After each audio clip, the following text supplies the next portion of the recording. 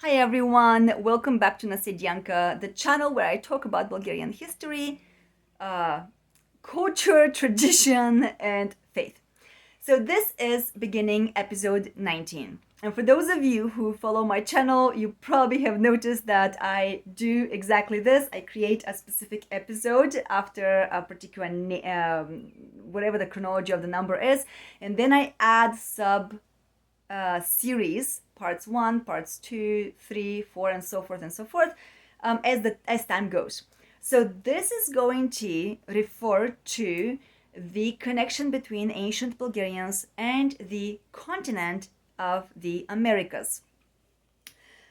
As you all know, I talk about a lot of contradictory information, information that has not been necessarily translated, nor is it talked about in the mainstream history books. Chances are you will not find it on Wikipedia either, but my aim and my hope is to translate it and make it available from the Bulgarian language to the English language. This is not my own makeup. This is not my own doing. On top of that, I'm not making any profit from this channel. This is purely my hobby. I make it as simple as possible and as unprofessional as possible because I want to keep it simple and authentic. And so I do have a full-time job. It has nothing to do with this channel. So bear with me. But basically, I'm just going to delve in, and I will just ask of you to reserve your judgments and criticism, to keep an open mind of world history and other cultures, and to do your own research. I mean, go for it. And whatever you find, share with me, because the data that our historians are discovering nowadays, journalists, simple people in Bulgaria who are traveling the world, the data is just amazing. It blows my mind. So, just to begin with a little self-disclosure, I am wearing a very colorful clothing here today. And if you look for anything like this in Bulgaria, you will not find it. The reason for this is because I patterned and I sewed it several years ago. However, what I decided at the time was to follow the original Bulgarian clothes as I know them from my country and from traditional sources, and to use the local materials and textile that were available or are available in the Americas. Again, I have disclosed in the past that I am an immigrant. I have lived a long time in the Western world. And so I decided to go with that and see what will happen. And my thought was, what if my ancestors would have continued creating clothes to this date in the Americas? What might those clothes have looked like? And so I used some creativity, but again, I used the patterns that I took from Bulgarian original clothes dating from 100 years ago. And I used the textile from Latin America. That's what you guys are seeing. These are rugs, which I turned the rug into an apron. I decorated it, and then I added more from the rug on my skirt piece, and I added my decorations. This style on the top is typically seen in something similar like this is seen in the Bulgarian Kyustendilska Nusia, which is basically a certain type of a dress, national traditional Bulgarian dress from Kyustendilski region. But once again, this here is just pure creation, but it was based on this idea. What if, what if my ancestors could have kept this tradition in the Americas? Well, little did I know, time went by and I actually met Americans. I met some Native Americans. I met Koreans, and I met people from Japan as well, and India, who knew a lot about my Bulgarian culture, a lot more than I understood at the time. So, let's begin.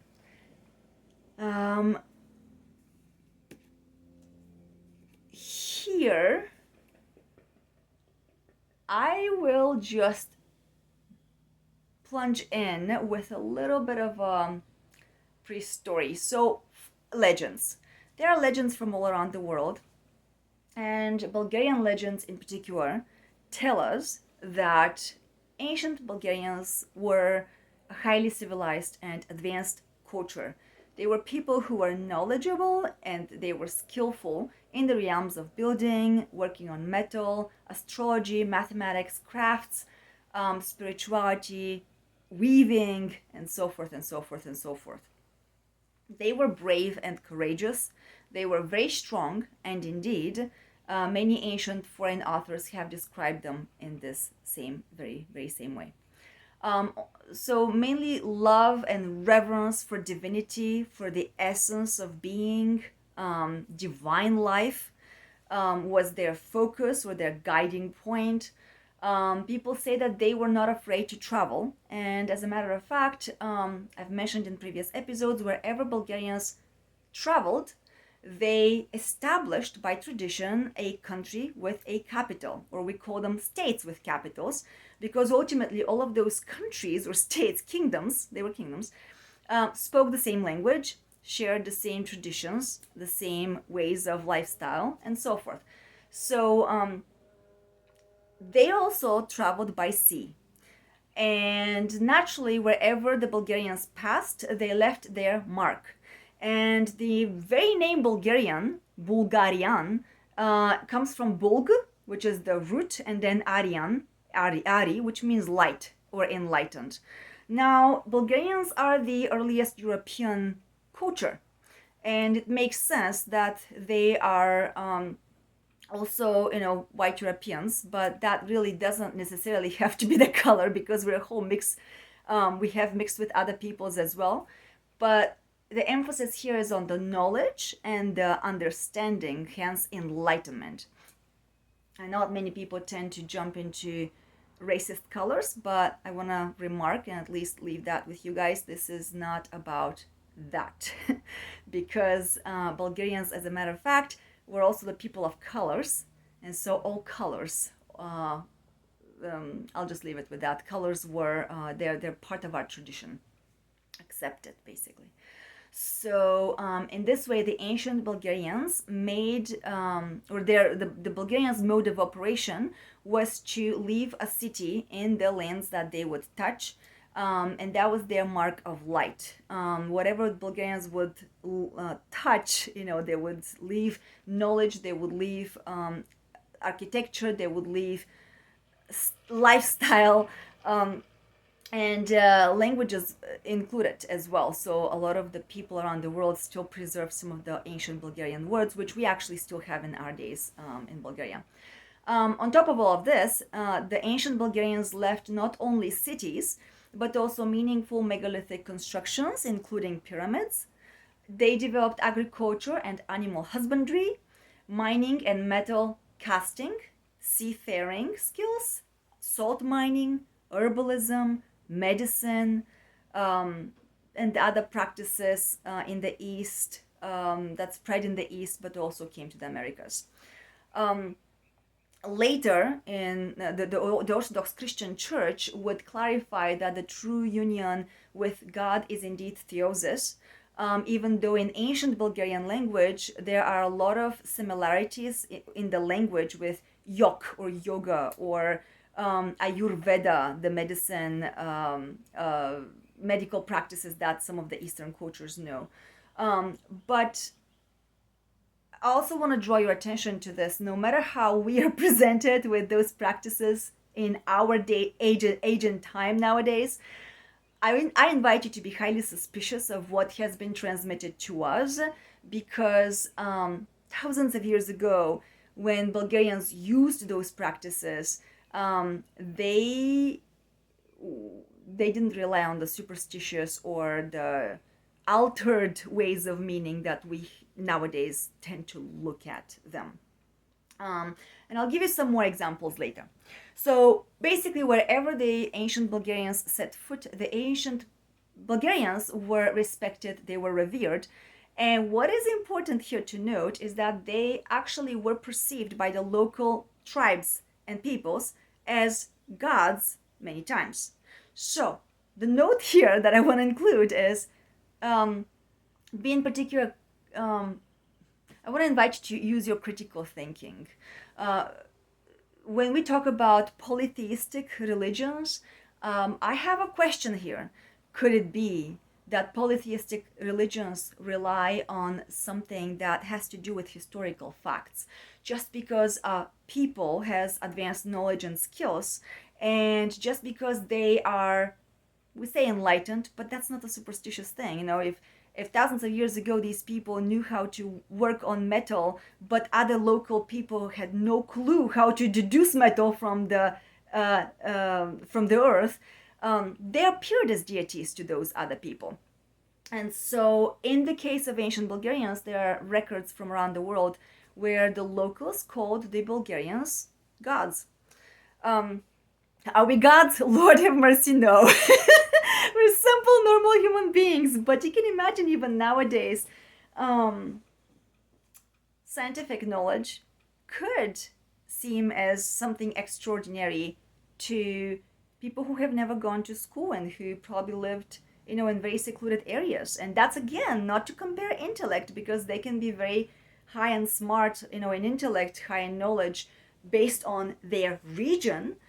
But in the case of the ancient Bulgarians, we're speaking about a conglomeration of a roundabout system of knowledge. Again, math, astronomy, literacy, building, warfare, seafarer, and so forth and so forth. That's a lot.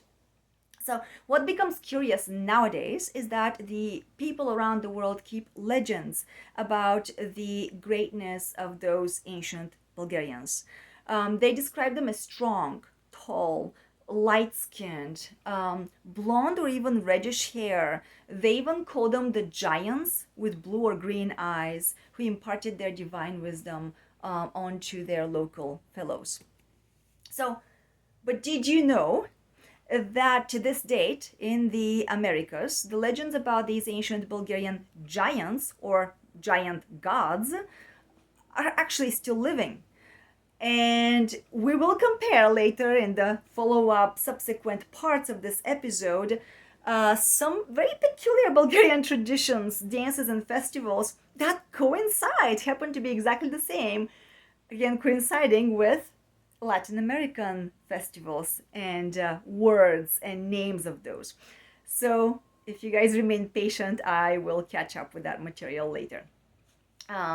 So the author of the article that I'm sharing here with you, that I'm translating, ideas from, basically mentions that the local Native American customs of worshiping the ancient red-haired sages are still living to this day, as the natives treated the ancient Bulgarians as their gods with a lot of respect and reverence.